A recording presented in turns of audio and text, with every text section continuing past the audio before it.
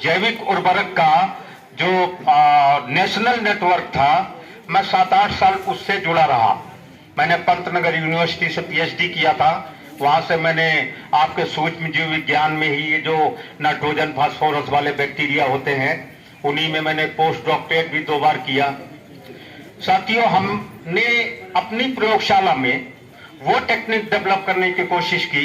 एक तो ये होती है कि हमको मार्केट में प्रोडक्ट बना के बेचना है, नहीं, हमने जिंदगी के 10-12 साल इसके लिए भी लगाए कि ऐसी टेक्नोलॉजी डेवलप करें कि आप बिल्कुल दुकानों पर और बाजार पर निर्भर न रहें। अगर आपको नाइट्रोजन, फास्फोरस और पोटास वाले बैक्टीरिया चाहिए, तो जैसे आपकी धरती दूध है और आपको जामन ले करके आना है मार्केट से और उसको डाल करके दही जमा लेना है। जैसे मान लीजिए आपको नाइट्रोजन घोलने वाले, नाइट्रोजन फिक्स करने वाले बैक्टीरिया बनाने हैं, अजोटोबैक्टर, राइजोबियम, ये सब नाम सुने होंगे आपने। नामों से आप घबराइए नहीं, ये वैज्ञानिक नाम देना हमारी मजबूरी है। तो मैं आप लोगों को इन बैक्टीरिया के, उन फफूंदी के जो फास्फोरस घोलती हैं, पोटेश घोलती हैं, उनको बनाने की टेक्नोलॉजी मैं आपको सिखाऊंगा। एक दिन का काम नहीं, जो काम मैंने 30-32 साल किया हुआ है, तो आपके साथ 2-4 महीने रहेंगे, आप पक्का सीख जाएंगे। हम सिखाएंगे ना, बिल्कुल आप ये मत सोचिए कि वैज्ञानिक काम है ये। अगर जो है हम डीएनए लेवल की ही रिसर्च करते रह गए तो किसान के हल में लगी चली जाएगी, उसको पता भी नहीं चलेगा। जब तक हम साइंस को आर्ट की स्टेटस में नहीं लाएंगे, जब तक विज्ञान को कला में नहीं बदल देंगे, तब तक वो किसानों के लिए लाभप्रद नहीं होगी। साथियों, हम आपको नाइट्रोजन वाले बैक्टीरिया बताएंगे। इसके बाद फास्फोरस घोलने वाली फफूंदी 2 तरह की होती हैं और 2 तरह के बैक्टीरिया होते हैं। होता क्या है कि अगर मान लीजिए जैविक कोई कर रहा है, तो मार्केट से 400 रुपया लीटर स्यूडोमोनास या बैसिलस मेगाटेरियम का कल्चर लाया और उसने 1 बीघे खेत में डाल दिया। आप बताइए, आपके घर में कोई बाहर से आकर के घुस के ऐसे थोड़ी बैठ जाएगा। हमारी पृथ्वी में, हमारी धरती में ऑलरेडी तमाम तरह की जीव और बैक्टीरिया, फंजाई, पता नहीं क्या क्या भरा पड़ा है। आपको कम से कम 3 बार डालनी है। अब प्रश्न ये आता है कि 3 बार डालेंगे तो भैया हमको उससे मिलेगा क्या, लाभ क्या होगा? जब वही 400 रुपया लीटर की चीज आप 30-32 रुपया लीटर में उससे प्योर जब अपने घर में बनाएंगे और तब उसको प्रयोग करेंगे और 3 बार प्रयोग करेंगे आप, तब आप उसका जो है उत्तर देखेंगे, उसका रेस्पॉन्स देखेंगे कि किस तरह से आपको वो जो है, जो जैविक जो आपकी चीजें हैं वो उत्तर दे रही हैं। पोटास घोलने वाले बैक्टीरिया आपको बताएंगे।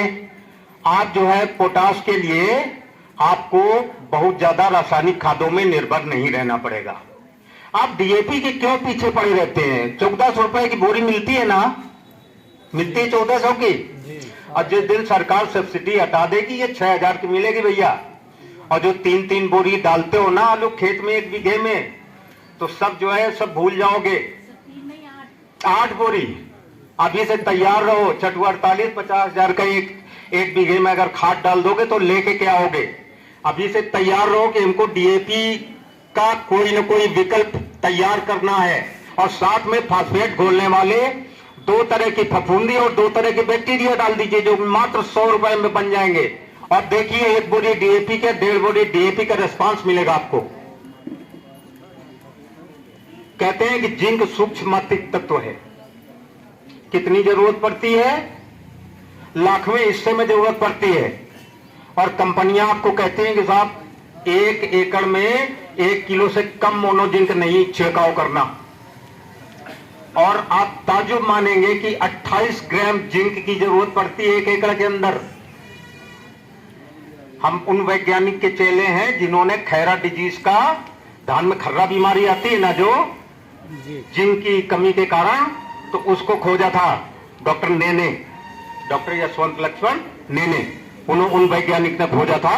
उनको ये जो यूनाइटेड संयुक्त राष्ट्र संघ का अवार्ड भी मिला था उनको। साथियों, इसके बाद हम आते हैं एक बहुत गंभीर समस्या।